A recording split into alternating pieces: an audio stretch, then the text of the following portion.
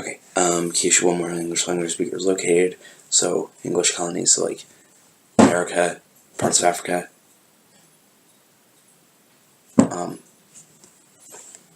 Talking about, God, the dog! Okay, America, England, parts of Africa, Australia, New Zealand, places like that. Also, over Europe, there's a lot in Europe, which is classified as Germanic language due to the Germans that immigrated there in around 1000 and earlier. Saxons, and then later it was Normans. Dialects like Cockney English and maybe Southern United States English have very different ways that they're spoken. Between British and American, it's often the way it's spoken. They're very different because they've been separated for a long time. This is in vocabulary and spelling. Vocabulary can sometimes be different. American is often seen as more crude American English, and British spelling is often more complicated. It often uses a lot more U's and things like that. Pronunciation, I know in like a Cockney accent, a lot of letters are dropped, and in something like a Boston accent, letters are dropped. In the United States, places like the East, like Massachusetts, New England, those are considered to be some of the first dialects, and people there often consider themselves to speak properly. Okay, Chapter 2, Indo-European branches. Germanic branch, so that's things like German and English shared among Germanic tribes. One of the largest groups is Indo-Iranian, and that reason being that it is spoken in places like Iran, and most importantly, Afghanistan, Pakistan, and India, and Bangladesh. So that's what makes it a very large language group. Yeah, basically went over that. Eastern Slavic and Baltic groups, they are spoken primarily like people like Russians and Ukrainians and Polish people. So there's that, and then there's also the Balkans, so it's like Bulgaria to like Slovenia, which is different. There's also West and Southern branches. There's also Romance, which so it's like France, Spain, also Romania, I guess. So yeah, and Latin, I think, although that's not spoken anywhere anymore. Talking about Creole, origin and diffusion of Indo-European, so Indo-European generally diffused across places, so like, a lot of places in Europe became isolated, so yeah, isolated from the rest of the Indo-European branches. Chapter 7, Kyushu 1, where the ethnicities distributed. Here, checking the percentage of African American distribution in various parts of the United States. There's large distributions in the south and south of the Boswash metro, urban areas like Chicago, Los Angeles, places like that, percent African American. Yeah. Often be more ethnically diverse than the surrounding areas because of just everyone wants to go to a city, so it will be more diverse, maybe more representative of the actual population. Yeah.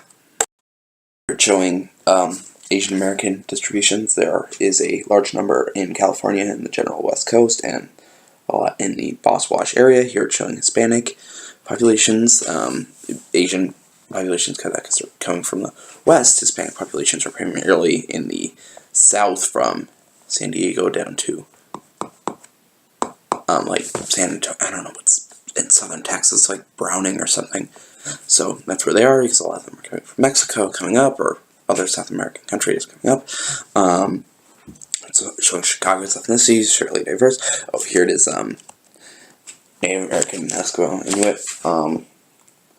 A lot in some flyover states. That's a term. It's like Montana, the Dakotas, and Alaska. A lot of those populations are still there, and here around like Four Corners.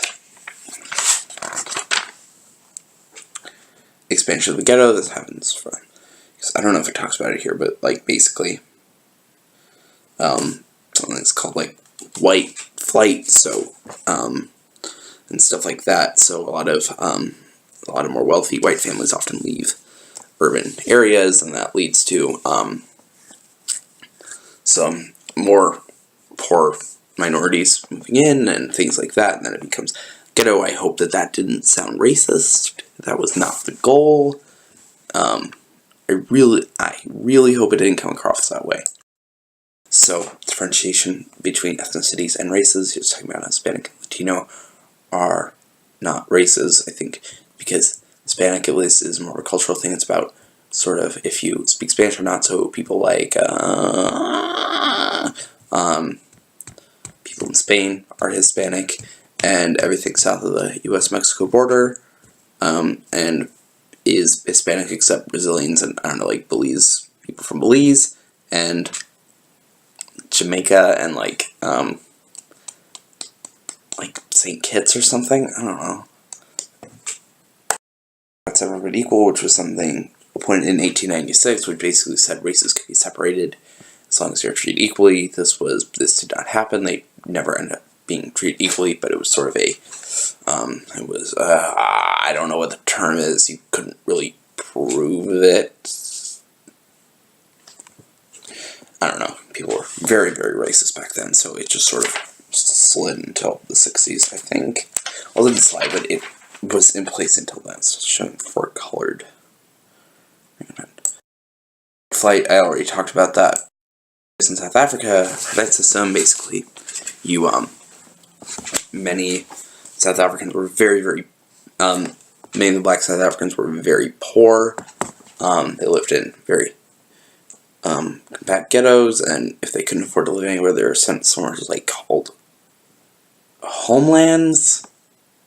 I forget. It was something completely made up by the government.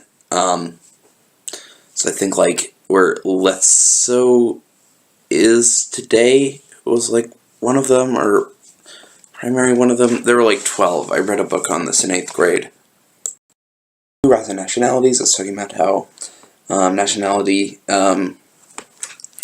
is sort of talking about a pride in your nation. So this can often can cross. So like nationalism can often cross racial lines for things like, well, it can technically do it, and doesn't usually end up doing it. So like, I guess America, maybe like, yeah, well, no, maybe not.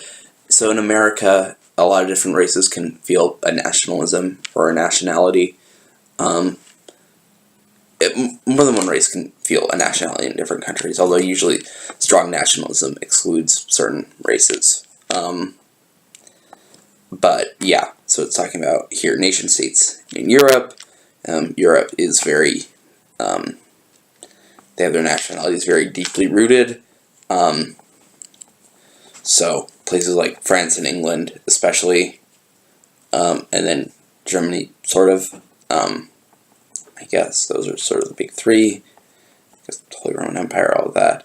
Talking about nationalism is usually associated with more right-wing ideologies, like very popular in like World War One.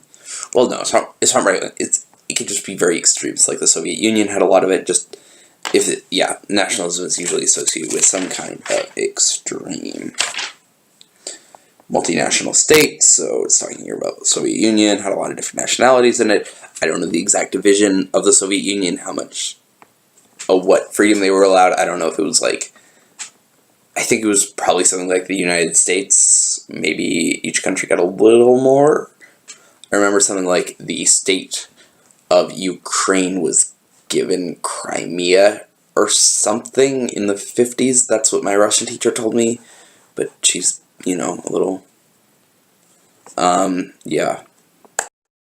nation states, so a lot of those were part of the Soviet Union, but a lot of them split, like Estonia, Latvia, Lithuania, and then, I don't know, Belarus doesn't count.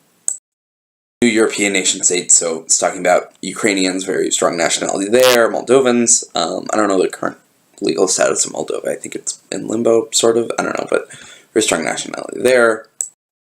Central Asian states, so basically all of the stands, Uz, Uzbekistan, Kyrgyzstan, Kazakhstan, not Pakistan or Afghanistan. Those were something else. Yeah, new Central Asian states. I don't know if Mongolia was part of the Soviet Union, but I guess that would count. So they have sort of new identities. Yeah, based around that, I think they tend to have more of an Islamic influence. Russians in other states, there can be, so a lot of Russians are in places like Ukraine and Eastern Europe, and, a lot have immigrated to the United States, places like that. Azers or Azerbaijanis, so they're very connected to Turkish invaders, Persians, places like that, but they're still stuck in the Caucasus. So, yeah, I think there used to be an old state called like Dagestan, I think it's Empire Total War. So currently Azerbaijan's its own state. It's very roughly considered part of Europe. It's got like the lowest English speaking rate in Europe. I mean, not that it should speak English, but it just does. So it's pretty out there. Talking about Armenians used to be this kingdom in the Caucasus. I don't think they were ever like taken over by Rome or anything like that. World War I, independent state was created after they got all genocided on by the Ottomans. That's still tricky today. Revival of ethnic identity, so in places like the Caucasus, yeah, being revived.